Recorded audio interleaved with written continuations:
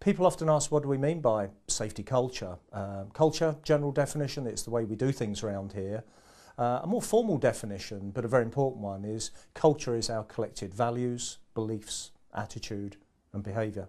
It's about what we believe, it's about what we value, it's about our attitude to health and safety.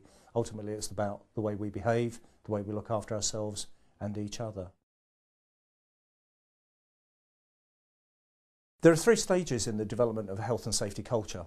The first stage is what we call the dependent culture. In a dependent culture, it's very much management driven with little employee involvement. It's about management commitment, it's about rules, it's about discipline. But the practical problem is you don't get much employee involvement. It's driven by the management, owned by the management. A classic trait of this actually is in places where I've worked, we find Monday to Friday 9 till 5, we find one way of working. Evenings, night shift, weekends, it can be like a different place because it's driven by having the management present to have safe behaviour.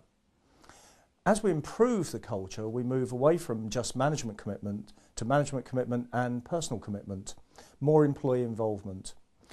In an independent culture, people behave safely whether the management are there or not. People behave safely because they value their own safety, they want to look after themselves, they want to behave safely. We don't rely on management and there's much more employee involvement, and clearly that's a much better position to be in, and injury rates typically are lower in that situation.